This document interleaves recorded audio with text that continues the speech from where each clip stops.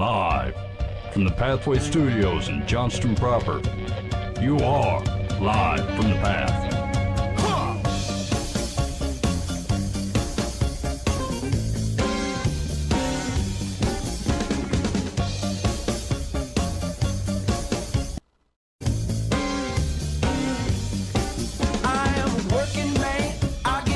And you're listening to Live from the Path. We're coming to you from the Pathway Studios here in Johnston proper. So here's the deal. When I got up this morning, we have one of them Alexas, that have a screen, and it scrolls news stories. And normally I just generally ignore the thing. Whoa, an Alexa, okay, Yeah. Echo Show. Yeah. Huh. Yeah. I'm not aware of those. Yeah, I mean, it's pretty cool. We don't use the screen much, I guess. I mean, we don't like teleconference people or watch videos on it or anything. Oh, okay, yeah. But like, whatever, it's cool. Remind me to ask you a question about that after you're done. Okay. So anyway, I see a news story on it, and it's like, it said prolonged handshakes can trigger anxiety, and that was the headline. And then it's like, Alexa, tell me the handshake story, and then she'll like read the story to you or whatever. And I didn't do that because I don't ever do that. And I thought to myself, is this what this world's coming to? Now people are upset about the way we shake hands, and now it triggers anxiety in people. Now we're gonna try to figure it out and make people feel better about it. Why are they shaking my hand so long? I can't deal with this world Is this anymore. a power move? So anyway, the curiosity got the best of me, and I looked up, I Googled it later. I'm like, I gotta understand what we're doing. And the whole article was not about that at all. It was trying to tell people that, like, if you shake hands longer than 3 seconds, it can negatively affect your relationship with the person you're shaking hands with. So like their experiment was they posed like these 3 professors that were non-professors, but they introduced them as professors. And like one of them shook hands the regular amount, one guy held it longer than 3 seconds, and then one guy didn't shake hands at all. Uh-huh. There was no negative reaction to the man that didn't shake at all. The regular handshake man got positive reviews, and the guy that held it was creepy. Yeah, and they didn't like him. And because it made people feel uncomfortable.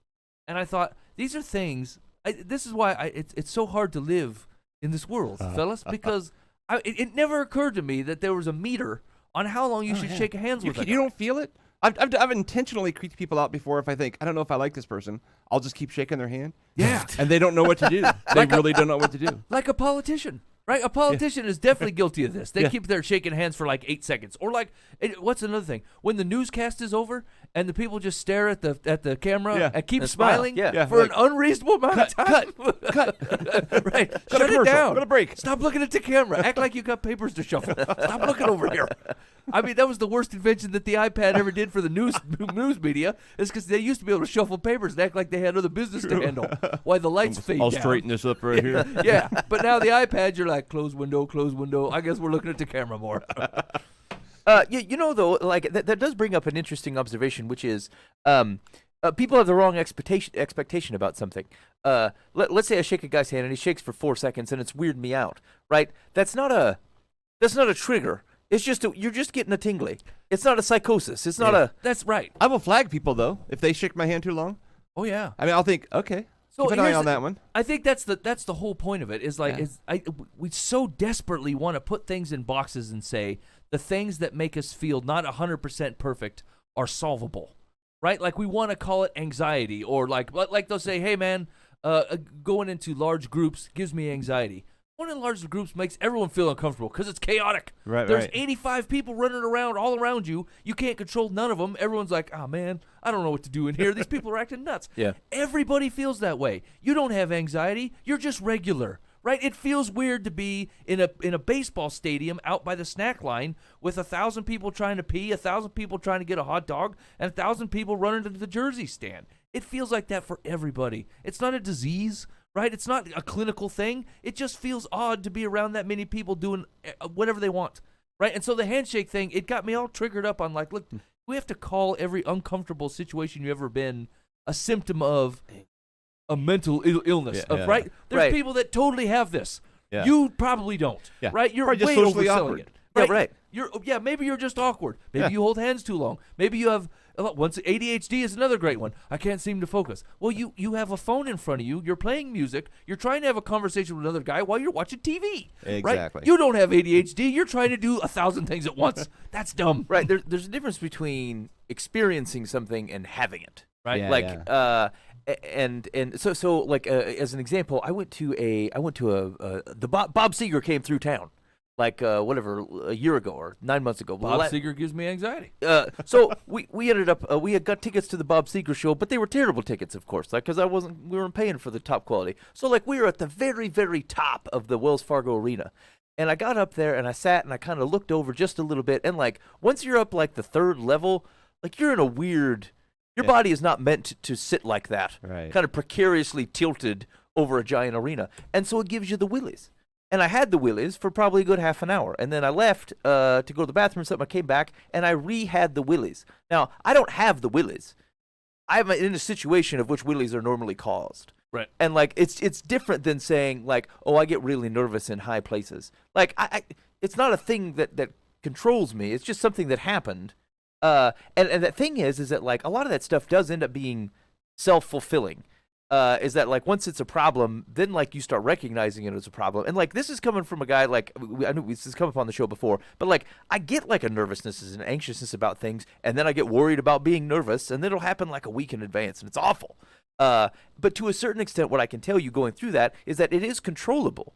Like it is controllable with real things and saying, actually, I'm not nervous a week out. That's not proportionally correct to whatever the situation is.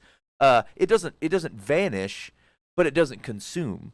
But like back to I think the initial point is that Mike, like, you're right. I think we just want to be able to identify. We want to explain it as if like, oh, well, this is normal because I have this, as opposed to saying, look, I was in a situation and it made me feel uncomfortable.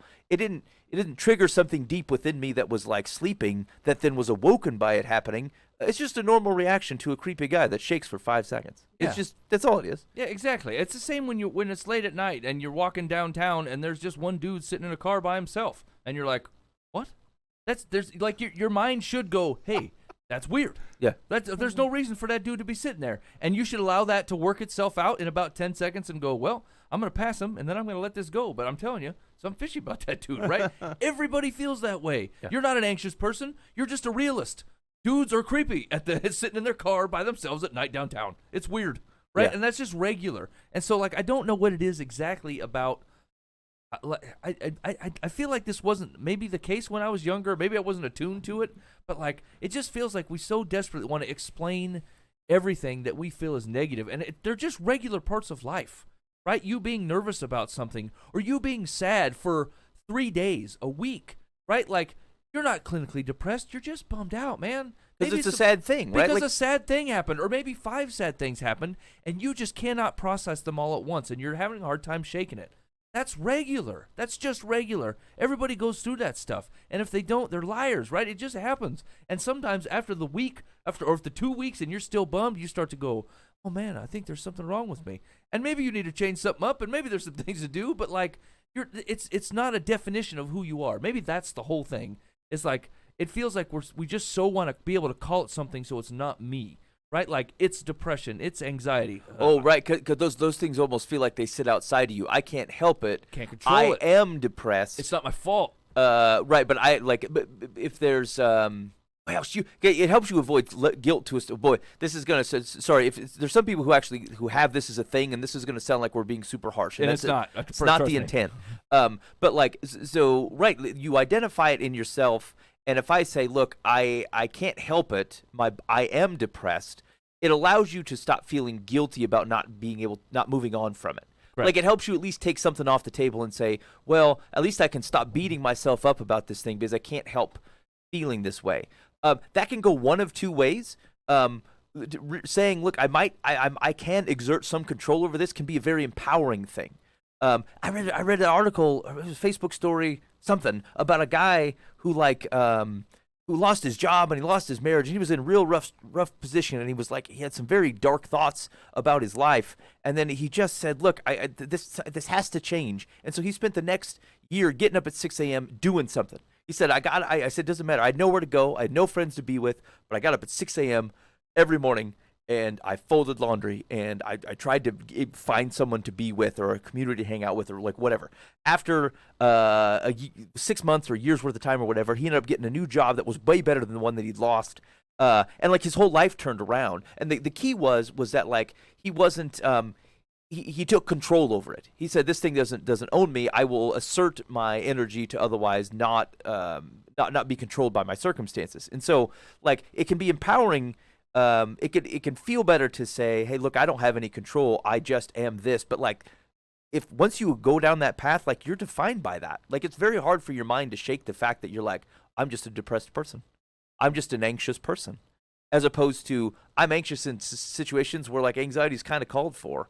Although it does seem imbalanced, and maybe there's ways to work to cope with that.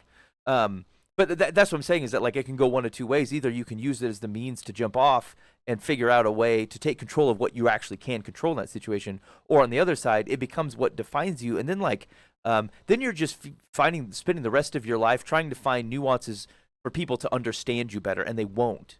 That you won't ever feel like they understand you. You always feel like you're saying, but you just don't quite understand what my situation is. I'm this. I have this problem. And I can't control it, and it's just something that is in me. And I'm not saying there aren't elements of that, but like I wonder if I don't think of it as letting ourselves off the hook by doing that, but like we actually miss out on the opportunity to actually have it be able to improve for a lot of those situational things.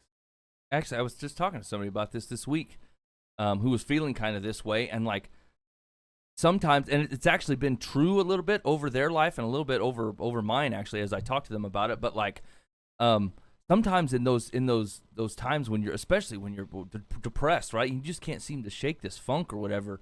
Like, tend to find it. That's when God's trying to get you to move.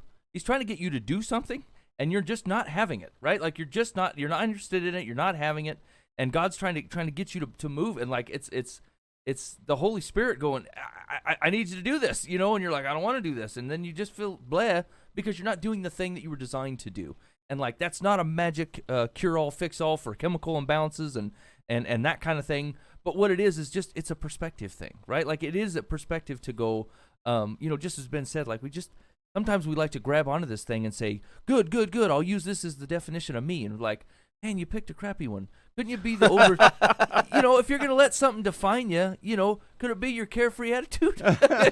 You know, let's try that. That seems better. And I get it that like folks going through this, like you wouldn't say that you chose that. Of course like, not. You would never do that. Right. And there's just because there's bad history often in the church with this, like there's bad theology around, hey, you don't ever need to see a mental health professional, and you might not have chemical things. We're not saying either of those two things. We are pro therapy, pro whatever, pro counseling, pro medication if necessary. All those things are fine and legit. Yeah. But like when we reach for those things, it does actually tie you into a definition. Like it automatically says, I have this, not I experienced this, or even I experienced this quite a bit.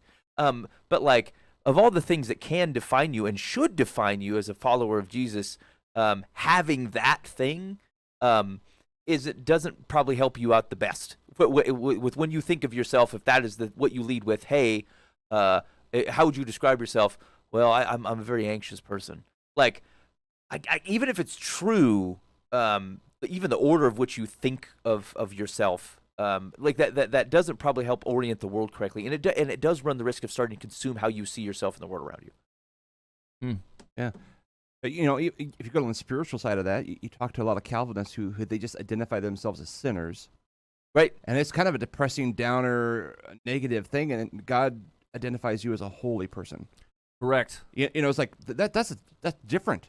These are different things. Different way of looking at life, right? But it's the tone of it sets the tone of your spiritual walk, and it's like I just can't ever improve. I'm just a sinner, you know. I sin every day. I think, well, what's wrong with you then? Stop it. Boy, you know. And with the same scripture they're using to point to that sinner stuff, like it's the same scripture that redeems them out of it.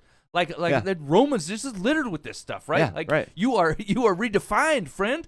You know, walk in that, and you're right. It really is like if that's the coat you want to wear, it's just a heavy coat. Yeah, all seasons heavy coat, uncomfortable. I had this big epiphany last week, and I kind of wanted to talk about last week, but then I forgot about it, and we all did. But that's classic Dan. This holiness thing. You know, it is. I've always approached holiness. You know, God says, "Be holy, because I'm holy." Right? You know, and I've always looked at that as a command of God. Be holy. What's wrong with you people? Get holy. You know, why aren't you holy? Be holy. I am holy. You be holy too.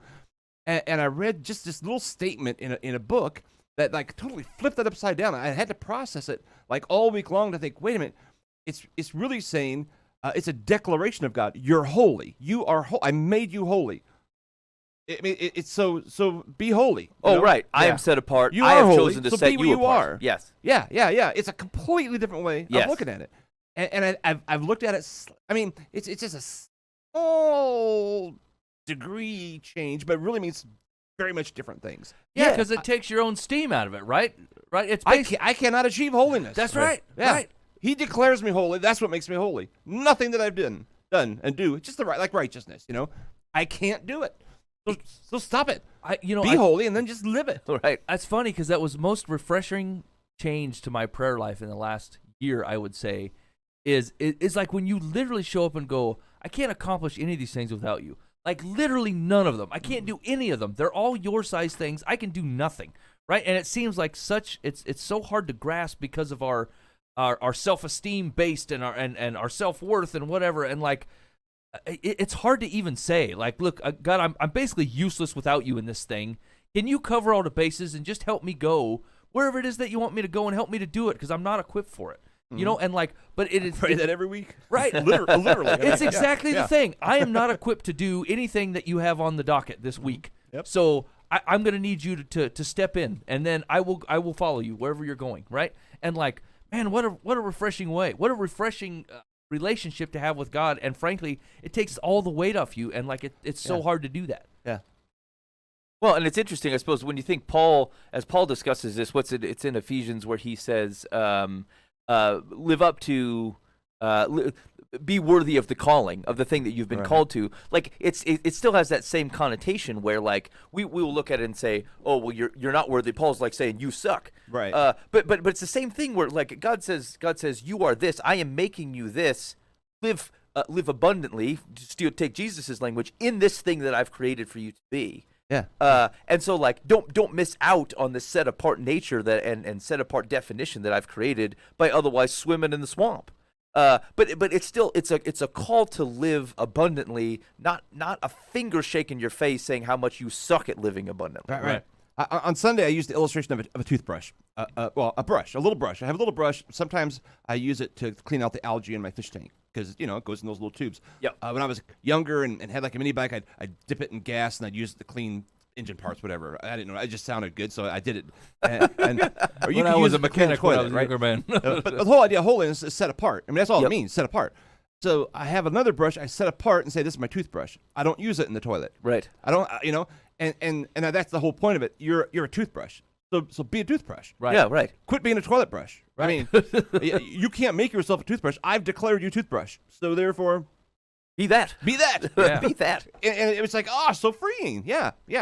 Well, and it shifts how you think about what God has actually created when He chooses the nation of Israel to do work. Yeah. He sets them apart for certain things to do, like the highest calling to be a kingdom of priests. That's not I chose you so that you know how much you suck. They did implicitly suck. They suck just like we suck. But they were selected to do something purely by God's choice. Right. I mean, they didn't earn it. It's just what they decided to do. But they got to do the coolest thing in the world, which is the people who get to be the folks who point other people to Yahweh, which is the same job we get to have. Mm-hmm. Yeah. Okay, so actually we're gonna have to skip the whole setup here because this segues greatly into what my Pope style advice was today. Okay. And I was praying over something this morning. Pope style. What do you think of that? Yeah, that'll work. Okay, go That'll ahead. work. Yep. So I was praying over something this morning, and I was reading a couple things, and like it occurred to me that like I feel like I've joined the crowd, and the crowd is large of the Christian community that is so defeated. Right, defeated when they look out at the world. Right, they're like, oh, the culture that we're in, and the way things are going, and the people. And I'm like, stop that. What? Stop that. What did we just get done talking about? Right, like we have the holy God who does all these things. Right, like, and like even to bring in the cheese ball verse of the I can do all things in Christ who strengthens me. Right, like I look out at worldly sin and packs of people that have gotten together to celebrate such sin, and I go, oh no, what are we to do? Wow, the culture is pushing us this direction, and there's so much sin in the world, and blah, blah, blah. And I'm like, stop that. What are you doing? What are you doing? This seems so absurd. after you read the Bible, any parts of it, really, right? But like the way that people act, well known, right? The way that we follow God and then don't, and then go as far past. It's like a terrible slingshot where God pulls us all the way back here, and He goes, "Okay, I'm going to let you go as you follow me," and then we run completely the opposite direction. And like the Bible is the complete story of God going, come back to me after you did this, and right, and with all the power and with all the generosity and with all the choices and all the options, and we look at the society and we're scared to go there, like we're going to be ineffective. That's stupid. That is just flat out stupid, and an embarrassment and a complete misunderstanding of the way that the gospel worked in your own life, right? And so I thought my Pope style advice is like, if you are a follower of Jesus Christ, and what was the verse that I was really grabbing onto? Do not be afraid of people that can kill the body, because they can do nothing else, right? Like what was it? It was in Luke, right? Where basically Jesus is like, people that are going to hurt you or harm you or whatever is like, that's the worst they can do, right? There's no reason to be afraid of these things at all, and that is what we're afraid of. Like not even physical violence half the time. It's like a political problem, or them not liking you, or you hurting their feelings, right? Like these are all things that God's like, look, man, like this is the worst they can do is call you a bigot when you're not, a racist when you're not, a guy that hates people when you don't. These are the worst thing that's going to happen when you go out and try to spread the love that I've given you to other people. And you're afraid of doing it because you don't want people to dislike you, right? They hate me. They don't hate you. They hate me. And you love me. And that's why they hate you. Like, this has all been explained to you. So the Pope style advice is, will you stop? Just stop it. Stop being afraid of people. Stop looking out with such doom and gloom. And stop being so defeated that you have to take the good news to other people. That's just dumb. I'm just telling you. You know, what's sad is we often feel defeated, not necessarily because we're grieving for their souls, but because we're not like the popular religion anymore. Correct. Man, now I'm weird. I'm really sad. I'm lonely. Yeah. It's rather than, hey, they're not going to make it to heaven. Right. Correct. It's a selfish gloom we have. That's correct. When's the last time you actually grieved over someone that like is just you're like, man, I just wish they'd straighten this up. Right? I wish they'd fix it. I'd be more comfortable if I didn't hear about your stuff. Correct. Yeah. Like, you bring this garbage all the time, and, I just wish you'd stop doing this. Not, look, man, I fear like you're not understanding the good news, and it just makes me sad. It doesn't make me sad. It makes me angry. Because if you're following the good news, all this bad crap that's following you around for the last 10 years would stop. But it doesn't, because you don't listen. And that's me being irritated with someone that's been the victim of sin from humanity. Humanity was a victim of sin, myself included. This dude or ladies just picked a different brand, and it's making me angry, not sad. And you're right, that sucks. That's stupid. Right. Jesus weeps over Jerusalem. We're like chucking rocks back at it. We're the bring down the fire. Yeah. Bring the fire down. Lord, you want us to bring the fire down? We're saying, be holy. Yeah. If you me. If you didn't notice that chapter, Jesus didn't take that very well. He thought that was stupid. Actually, when you talked about kind of being downtrodden or not down, it was like Defeated. Defeated. It made me think of Kanye West. So here's the thing. Have you guys been reading up on this? No. Kanye's a proclaimed Jesus man. Yeah. Okay. Things are turning around. He says, like, he's holding services, and he's having guys preaching the word, and he's talking to his wife about dressing more modestly. Now here's the thing. Here's what's super interesting is there's like in the Christian circle, there's a lot of good conversations. There's like, hey, I don't buy it. I don't buy it. And boy, I hope this works out. But we've been burned before, like it's to you personally. He just happens to have a spiritual album coming out soon. Right? Like very suspicious that he's releasing something. So here's the thing. Here's the framing of this type of thing. As I was thinking about it, it's the tenor of the reaction I felt like was totally wrong. Here, the first thing we should think of is like, is this believable? Is this? Yes, of course it is. Of course it is. Jesus does this type of thing. Like, are we so jaded that we couldn't see that someone who was living a life of sin very, very publicly might flip it completely around and give it up and follow Jesus? Totally believable. Now, our question is it believable? Yes. Is it true? That's the right question to hinge on. It's totally okay for us to go, boy, we hope this is true. It's totally believable. God does this type of thing. We would not be surprised in the least if it were to happen. But we will wait to make sure it's true. that seems like a fair reaction. But like I saw a lot of reaction that's like, oh, I don't think this is going to happen. He was just so entrenched, and he has so much money, and he's such a beautiful wife. I'm like, what are we even talking about here? Right. Does the Lord not change the world, or doesn't he? Right. Look, react to it correctly. Have you read about a guy named Saul? Right. Right? Saul. I mean, are we not telling this story right? Are we not preaching about what happened to Saul? Right? He murdered people. He was a murderer. And here's the thing: is like I'd rather go down swinging on the thought that, like, not blind and dumb, that like everyone who goes, yes, I love and follow Jesus, I'm like, well, I will buy every book he has and believe his theology. That's not what we're saying here.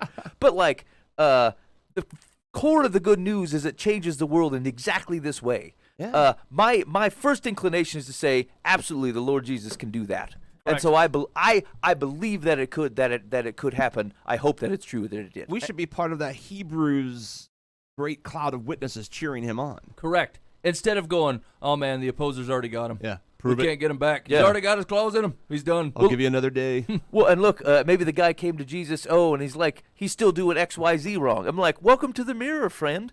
And I get it. The church feels like they've been burned on people who say they turned to Jesus and then it didn't work out. Like, Yeah, stop making them celebrities. That's the thing. We put too much weight in that. if we That's just didn't all. do that, we wouldn't be in this position. that's Let right. them Hey. be discipled. We got Justin Bieber now. We should be able to break this thing nationwide. Oh Let's yeah, make him good a thing. preacher. It's like, Yeah, the death him on the learn. cross, that was not enough. But now that we got the Biebs with us, I guess we should be able to get it to every household in America. back to Paul. He waited 3 years. Exactly. We put, it's us that's putting too much weight in that, right? Yeah. Like that's Christendom acted silly.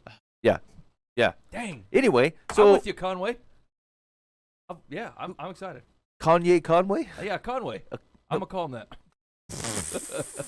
I'm gonna see if he can speak at my church next week. All right. See, now there's too far. This is what's happening. Dan's roped him in. Got sucked in. Hey, you're listening to Live from the Path. Hey, maybe you're one of them curmudgeon-y folks who think this Kanye thing is total bull. Let's call the complaint line so we know who you are. You got to wrap it. 515-517-0085. That's a call or a text to the Live from the Path complaint line. We'd love to hear your thoughts. And hey, man, I suppose if there's anything else, like one, we are not defeated people. We are holy people, chosen for good and awesome things, being part of good news that changes the world. If we can't embrace that, I can't imagine we believe that the people who are otherwise dabbling in other things that they think are awesome are going to get the vibe. Like we're not passing the right vibe here.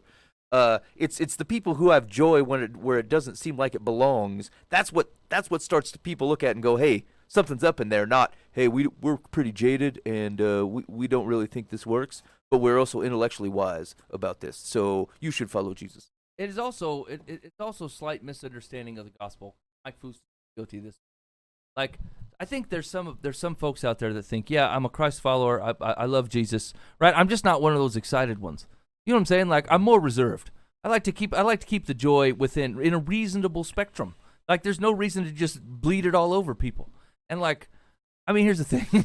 I've met people that have truly been changed from who they were to something brand new by the gospel. And it's palpable when they walk in the room before they talk, right? Like I've talked about this a million times where I've gone to, like at work, I've gone to a place where like the guy that I meet, I'm like, man, this guy's a Jesus man. I can smell it on him. I can just tell when I got here, the way that he talks, and he's not even like over the top smiley and throwing flowers out, right? But like just the way he talks to me and looks at me and handles himself, I'm like, he loves Jesus. I can just tell, right? And you can just pick that out. If I can't say the same thing about you, Mike Foust, then I feel like you're not doing it right? Like you're still protecting something. You're protecting like your. I just asked my wife this the other day. It's like, would you be willing to give up your favorite part of your personality to hand it over to Jesus if he wanted to take it from you, right? Let's say your thing is the quick retort guy, like the guy that comes up with the fastest thing to say, you know, and you're like, I love that about me. I can really come up with a honker I'm real fast, sharp, yeah. right? I'm real fast. I'm real sharp. People think I'm funny. It makes people smile. It's great. It's not crude, you know. It's whatever. I'm just quick. And God says, I need you to give way to that for just overall patience and kindness, right? Like if people were going to go shopping at the Amish store, I want you to be that, right? Where you're the gal behind the counter and you could not beam any more sunshine and you threw in 2 loaves of bread just because you're happy to see others, right? Like you're just this great ray of sunshine. I want you to stop being quick-witted and I want you to do that. Like, would you do that? Can you look, everybody knows what their favorite part of themselves is, Yeah. right? Would you trade that in for whatever God wanted it to be? because that should probably be on the table, and that's a real hard bargain.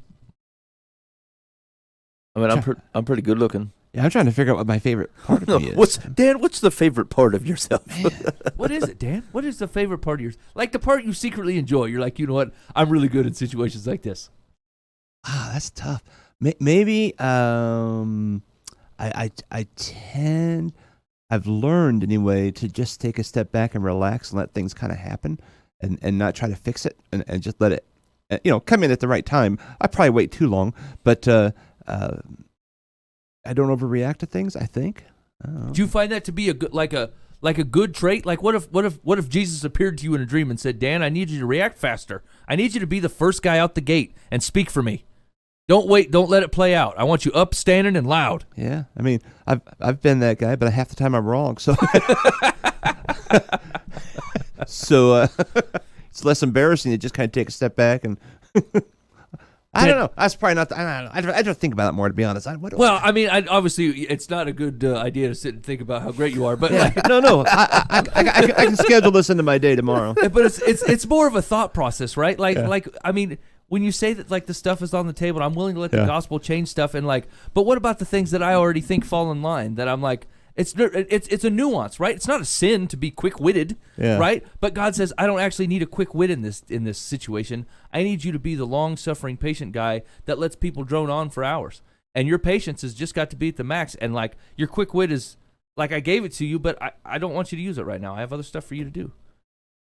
And it would be interesting if you'd be like, because there's probably a whole half of my life where all the great gospel can really shine through, that I'm like, these are just my God-given things, and I will decide how I'm going to use them, right? Mm-hmm. That's the knowledge of good and evil tree.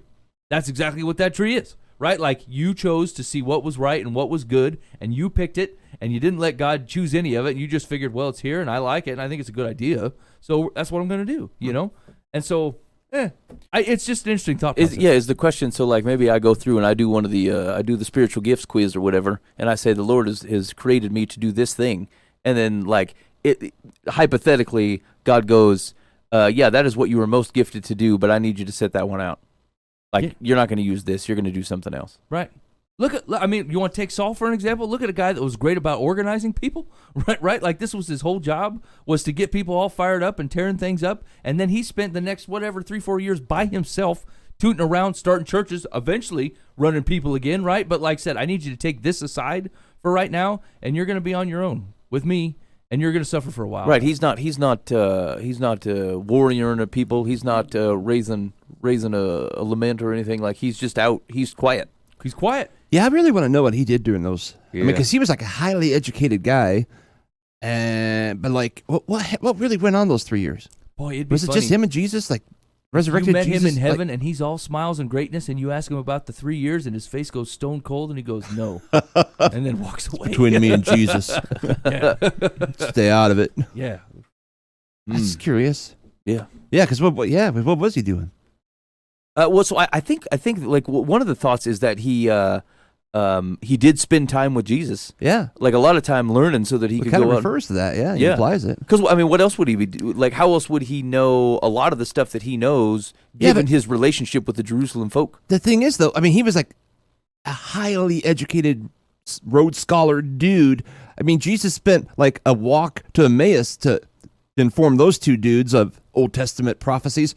I don't think Saul needed 3 years. He probably could have had a 15-minute conversation. He'd be like, "Oh, that's what that meant," you know. He was probably working on his heart. That's the thing. Yeah. His head knowledge was probably there. And like I get that like things probably shifted. Like we like the story of like everything changes immediately for Saul. And like I don't disbelieve that. He was probably waxing cars. I think he was probably waxing cars. Yeah, chopsticking flies out of the air. More likely. Wax on, wax off. Tell Jesus, let him borrow. Come on, Jesus, the sweet donkey. He was testing that wineskins thing, and it took him a while to raise a vineyard. I just want to make sure it's real before I say it, Lord. I can't. I don't want to rely on Pete. Okay, never mind. Yeah. All right. Hey, you're listening to Live from the Path. Thanks for hanging out with us so far tonight. Again, you can hook up with us on the unbeknownst to him, Bob Eisenlower complaint line 515-517-0085. Here's the deal. Bob's a good dude. I found this wild house out in a different county, and I mean, it looks like someone designed You guys seen the movie Beetlejuice? Oh yeah. Yeah. So like that lady, the woman that moves in is like a real like modern art, and so look, this house looked like someone designed that, in like 1987, Oh. and then walked away. Oh. And it was real funky looking place. And so anyway, someone bought it and apparently left it to decrepit. And so I saw it and I said, hey, this might be the place for me right here. And so I asked Bob, I said, Bob, we'd like to take a look at this joint. But I mean, it was probably an hour away. And I said, I don't want to drag you out there. So maybe you can convince the other realtor who's already going to make a commission on this thing to let us in. I just was going to let you know. And he's like, nah, I don't mind. I don't mind going and taking a field trip. And my family has drug poor Bob Eisenhower and numerous people from the Eisenhower team to look at houses like probably 15 times in the last 5 years, and I've never bought anything. Nope. Because I keep coming on the tail end of something. Someone smarter than me and with more money has come in and bought the thing already by the time I find it. But, I mean, every time he's in. He's like, yeah, no, I'm in. I love a field trip. I'm like, well, God bless you, Bob. So anyway, that's Bob Eisenhower with the Eisenhower team. He's a good dude and does not know he sponsors the complaint line. No. We just have his password. But he does. But he does. He pays handsomely. Oh, yeah, I should have just said no. I guess he's doing it for free. Oh. We're not stealing from Bob. Yeah. I mean, I steal his time all the time. This is my recompense. Okay. You know what? I tell you what, I had an article I was going to go through, but I think we're not going to do it. Okay. It's a little bit hefty. It does get to some of the stuff. There's an article in Christianity Today about it says it was titled "The Early Church Thrived Amid Secularism and Shows How We Can Too." But again, we always think that we've run into a really unique situation. Almost never the case. Yeah. We are not unique. But the Christian bookstores are closing. Yeah. It's because we don't read. And here's the thing. It would be remiss to say, like, given the trend with people actually not reading Scripture, I feel like it's all right to shut them down. Read your Bible first, and then you'll be allowed to go into the Christian bookstore. Just pencils. Just like with the devotionals, you can show me that you actually touch your Scripture every once in a while. I don't mind reading you in the devotionals because I think you can take it in well. But like, it's the only problem is that if you're living on that, right? Like that's where that problem has become. It's like we started eating on the seed that fell from the bird feeder instead of actually going to the bird feeder. And so, but if you go to the bird feeder, then yeah, okay, you can use the Christian bookstore. Yeah, I agree. Okay, so yeah, let's do some Dear Life from the Path, and we'll call it a day. Ready? Yeah, I'm ready. Dear Life from the Path. I am in a loving relationship with a kind and caring man, Byron. He has a preteen son, Eli, from a previous relationship. Eli stays with us several days a week, and I watch him while Byron goes to work. Byron and I would like to spend the rest of our lives together, but I'm uncertain if I can truly be a stepmother to his son. Eli often yells and hits his dad. He calls his dad stupid, among other things. He asks for every expensive items during every visit, often refuses to bathe, and won't eat anything other than fast food or pizza. If Byron has to say no to Eli because he doesn't have the money for something, Eli throws a temper tantrum worse than a 2-year-old. I know the kid is capable of better behavior because he doesn't behave this way with his mother or grandmother. Byron doesn't discipline his son at all, which allows his rude and disrespectful behavior to continue. I worry about the boy's future. How will he hold a job if he acts this way toward a boss? I like Eli very much. When he's in a good mood, he's the kindest child I can think of. But when his mood turns, it's like the dark side takes over. I love Byron. I would like to marry him, but I don't know if I can handle watching Eli be so disrespectful to his father. Sometimes it makes me feel like ending things. Please advise me on what to do. Well. Yeah. Many layers. So they're living together right now, I'm assuming. Yes. I Sure sounds that, like or it. did it? Did I smell cohabitation? I feel like I smelled it. Let's get out the Dan scroll. 1. Check. You know what, Dan? If that's the kind of thing you're known for, I think that's all right. Yeah. I mean, the child is living up to the boundaries that his father has set for him. He's being thrown around from relationship to relationship, with he's a mess. The kid's a mess. Dad needs to step up and be a dad, which is totally irrelevant to the her issue. I mean, she sees who he is. I can't tell her if she should stay with him or not, but he doesn't know how to be a dad. That's for sure. What is her actual question? Should she stay with him? Please advise me on what to do. Oh, so man, she didn't take took it the off broad the table, road. to not stay with him, but I don't think she. I mean, don't have any children with him. So if you're going to have children, don't do it with him. Yep. This in 10 years, this issue's gone anyway with the son. So if you love the guy and you're going to stay with him, well, then go ahead and get married. But Okay, let me ask a broad question. Can a good man be a bad dad? oh yeah, Yeah, I think for what he believes are the right reasons. Right, so like good people with good intentions make accommodations in situations that ultimately cause destruction. Like think of how many relationships or even situations you've been in where like you did the wrong thing for the right reasons. yeah. That's this. He's whatever the life situation is for this kid, it stinks for him.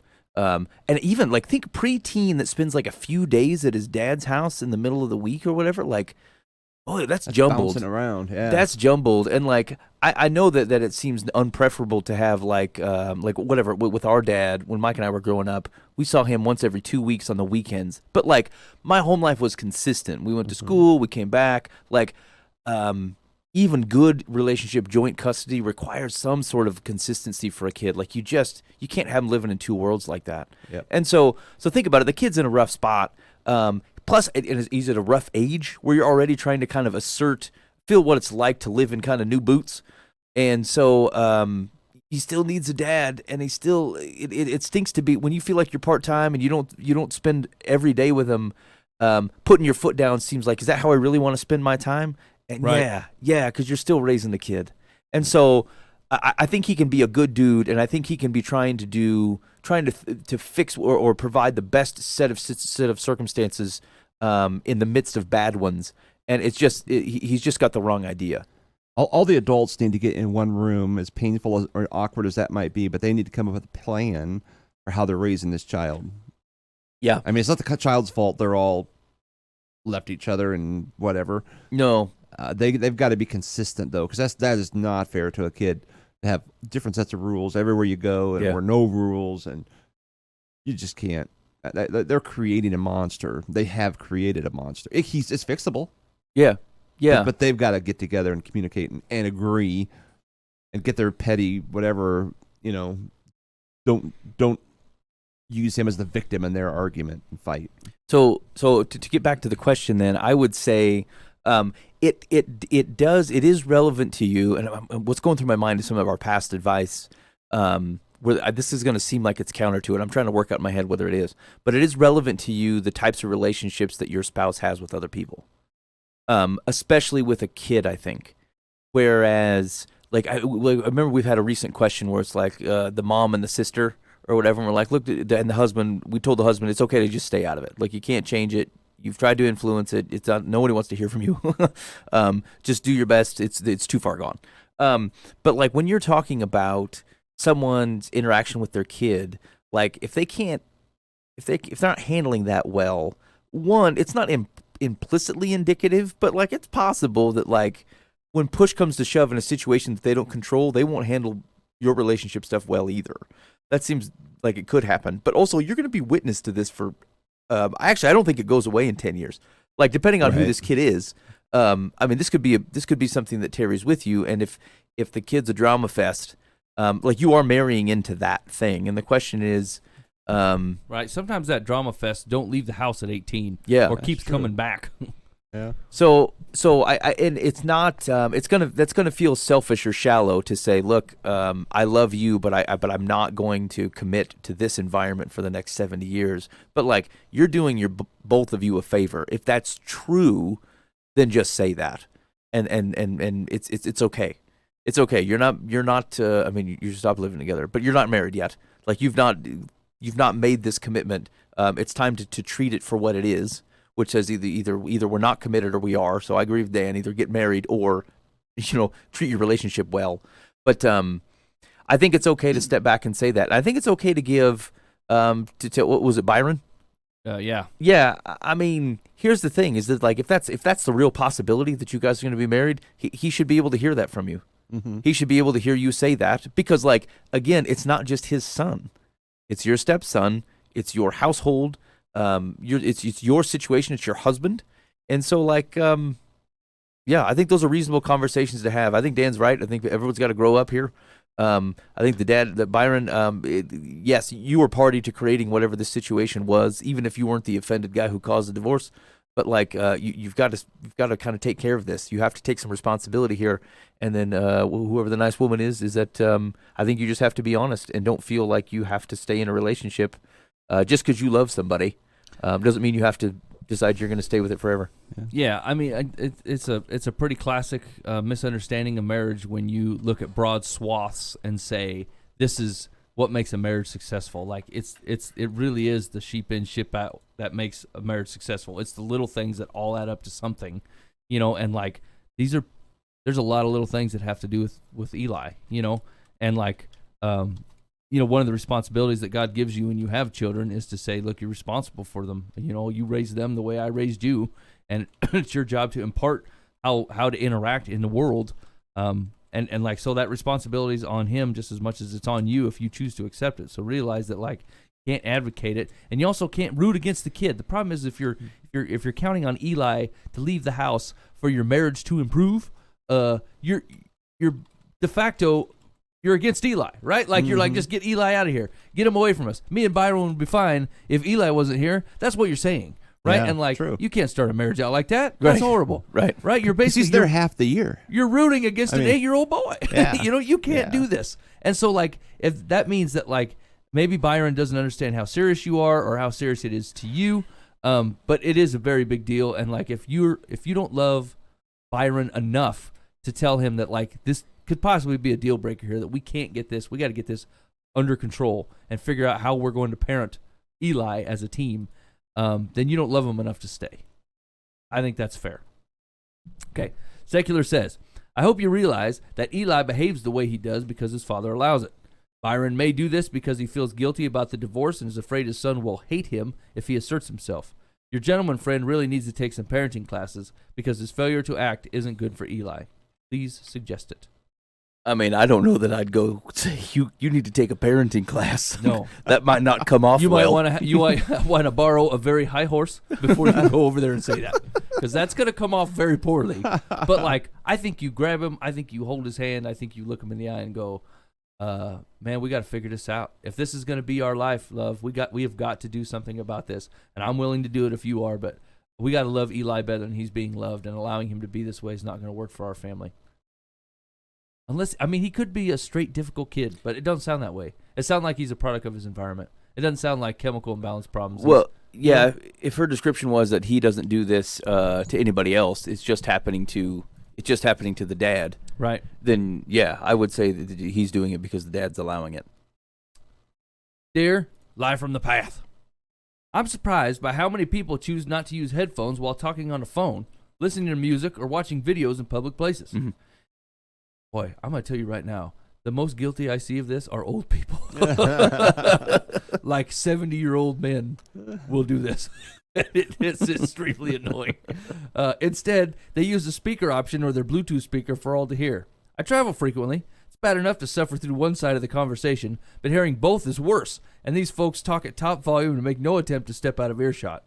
Lately, I've also noticed people watching videos in restaurants. At my apartment's pool, several neighbors do the same thing. Sometimes the music includes offensive language, which I find inappropriate at a family pool.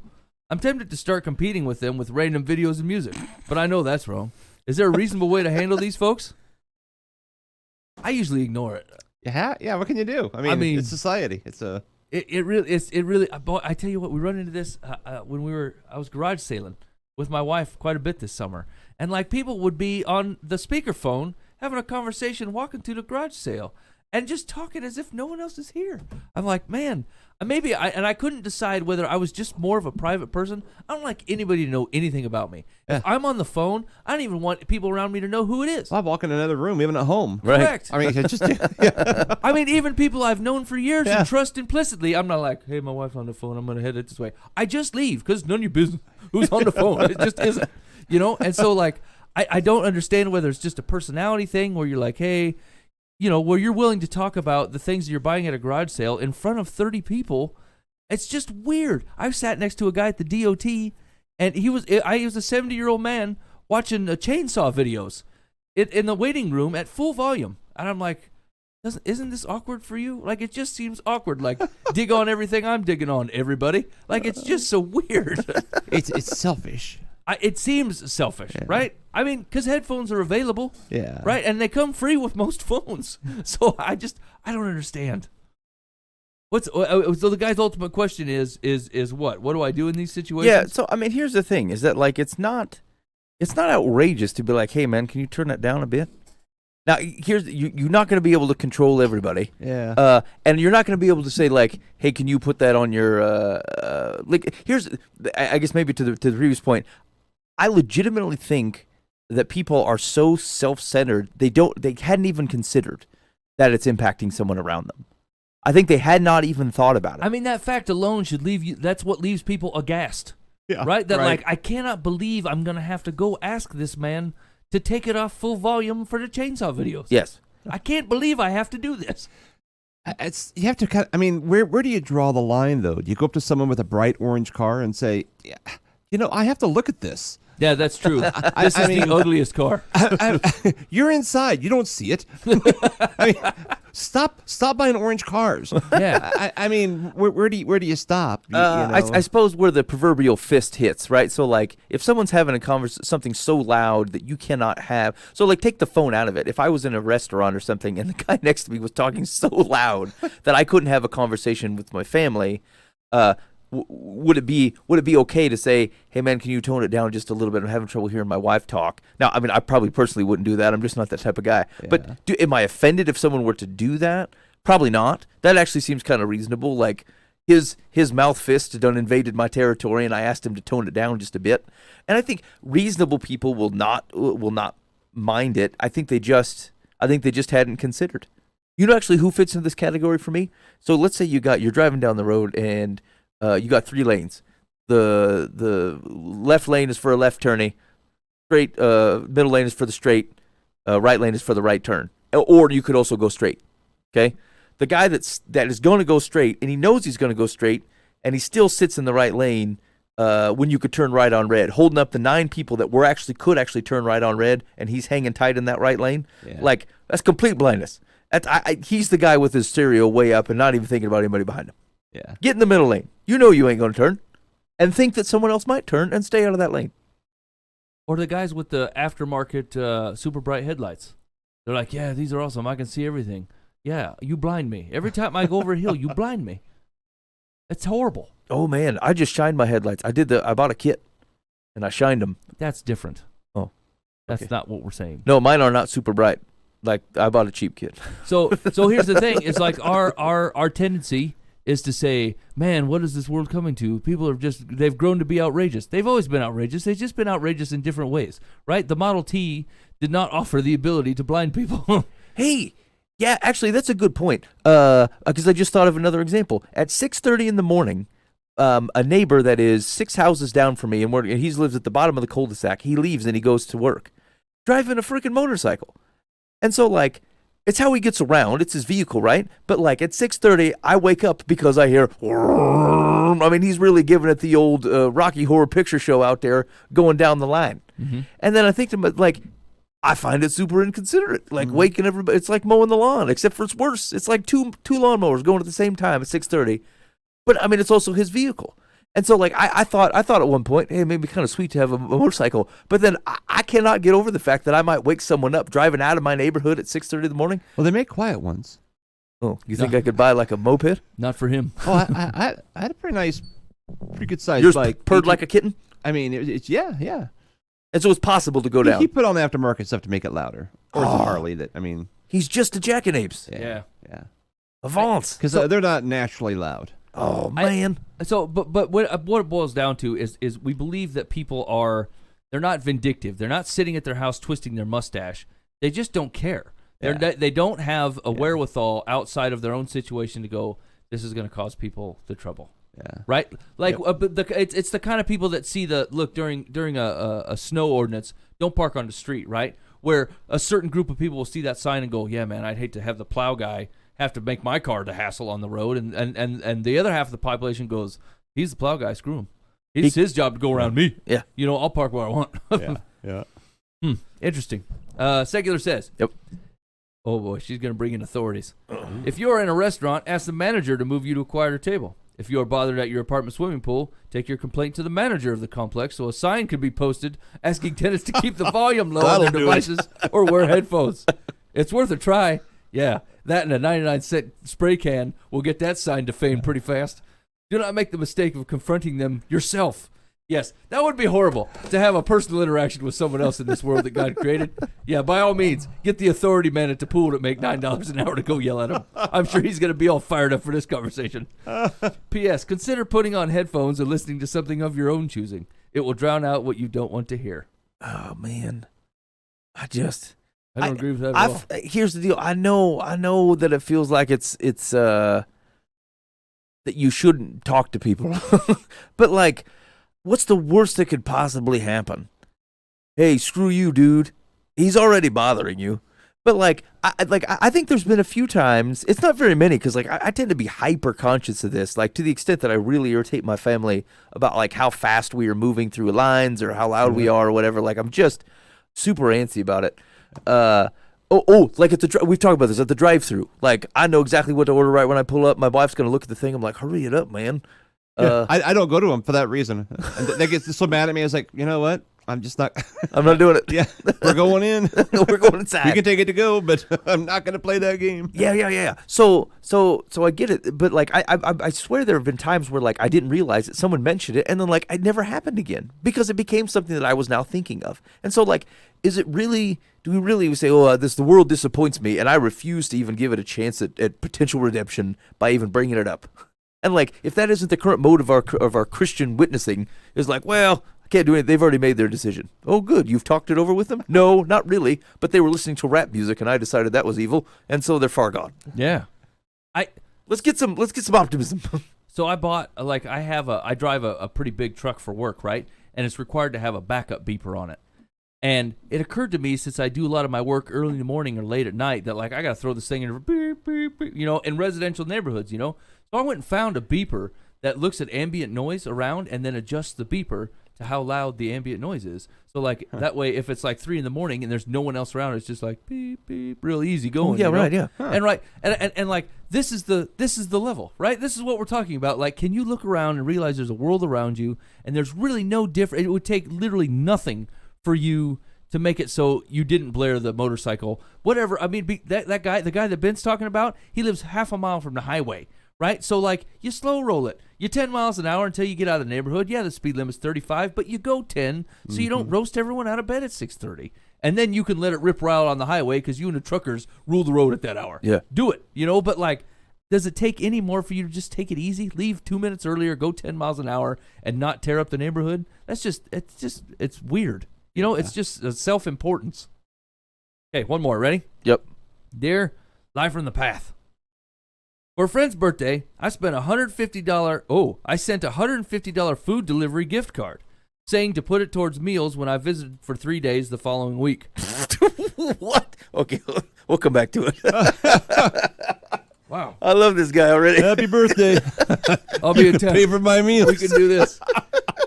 He called, told me I was cheap, and said it was not a gift if it included money that would be spent on myself. Okay, yep. We are new friends, and I have never exchanged gifts. Please help me understand if I was inappropriate. Yes, you were.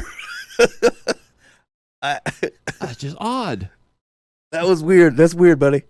Yep. Well, I mean, for one, okay, don't call it a birthday present if you're, right? I'll be in town in 3 weeks. I sent some money ahead of time for you to take me out. That sound right? Does that ring right? Happy birthday, dude. Well, he says it's a new friend, and his first reaction is to exchange $150 worth of food delivery? This is the kid from a couple weeks ago that can't get an interview because he's socially terrible. That's this guy right here. Hey, man, well, I got a new friend. I'm going to come visit him in 3 weeks. I'll send him cash ahead of time so he can take me out to dinner. That sounds great. Yeah. For his birthday. Yeah. The world does not work like this at all.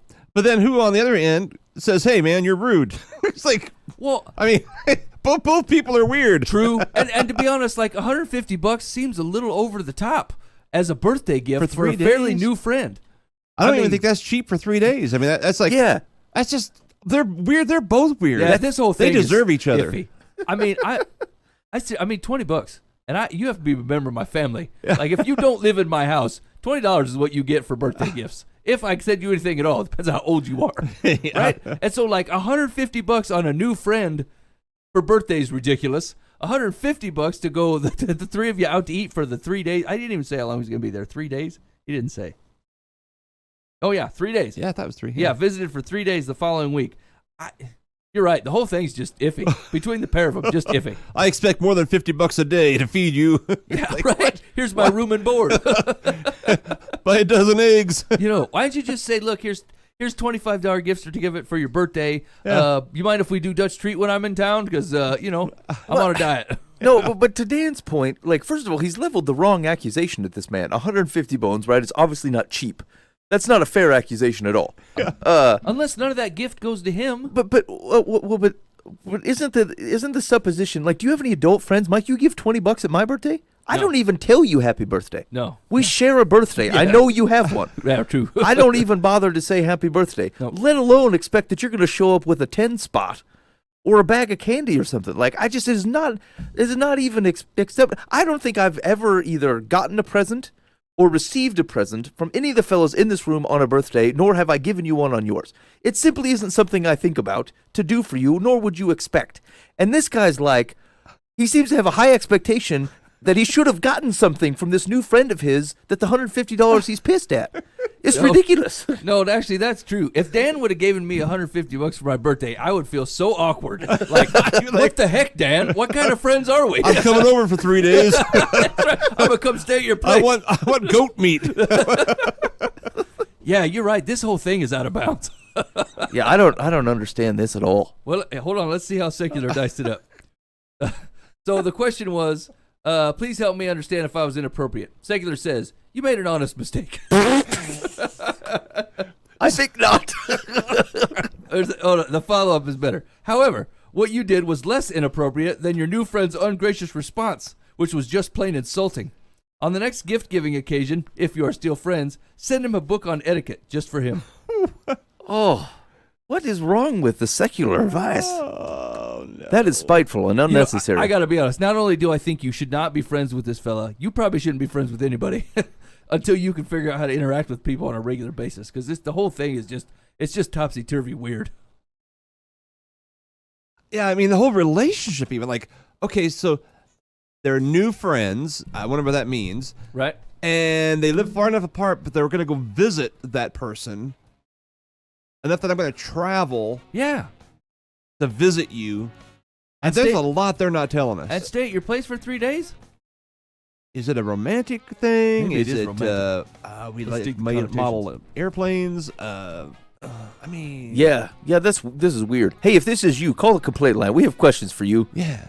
Call or text. And we'd like to know your complaint line. 515-517-0085. We are new friends and have never exchanged gifts. Yeah. Please help me understand if I was... Yeah, you're right. This whole thing is off the wall bonkers. You're right. I think it's a dude and a You lady. think they're Tinder dates? Yeah. Like they met online? I don't know. Ugh, this whole thing got weird on me. Put it towards meals when I visit the next 3 days. I mean, You know what I would do? I would go out to eat by myself while you're in town. I would literally have food delivered for me, and then I'd buy you box macaroni. I mean, if I'm going to visit a new friend. At first, I got a hotel, Yeah. and I'll just say, "Hey, I'll meet you for supper," or "Let's do golf," Yeah. or whatever else I don't do. I don't Not, know. I'm going to come stay at your house. By the way, here's some money ahead of time for food. It's Yeah. just weird. Here's the thing. This would have felt you could have done the exact same behavior, and it would have felt differently if you would have just said, "Hey, look, I'll treat you to eats when I come into town for your birthday." Yeah. Exact same outcome. Yeah. Correct. Had you not done it so weirdly? Hey, I'll take you out to dinner for your birthday. Great. I'll take you out to dinner 3 times for your birthday. Fantastic. This is great. Not 150 bones ahead of time. And by the way, you can take me out to dinner with it. This is stupid. Boy, the whole thing just sounds weird, doesn't it? Yeah. Yeah. Maybe that you should stay internet friends, if that. I'm just glad we're holy. Yeah. Yeah. We're going to live up to our calling. Here we go. You've been listening live from the Path. Thanks for hanging out with us. Hey, maybe you need some advice. Hopefully it's not on a dumb problem, and we will not make fun of you. hit us up on the complaint line. Call or text 515-517-0085. That's 515-517-0085. And you can also type in, after you dial that, you can type in Live from the Path on your keypad, and that'll get right to us. So that'd be great. That's awesome. Yeah. All right, that's it. Hey, no show next week, and I know you're not surprised because we don't barely do a show anymore. But you're very welcome to listen to the back catalog. Mike's been taking it in, says it might be 2 shakes all right. Oh yeah, listen. I'd give that podcast a run through. I've been listening. I'm the only guy that's still tearing them up, but I listen to the podcast probably at least 3 times a week. And the back catalog the last couple of years, pretty darn good. Yeah, things are working out all right. So in the meantime, be faithful in the means. God will handle the ends. You've been listening to Live from the Path.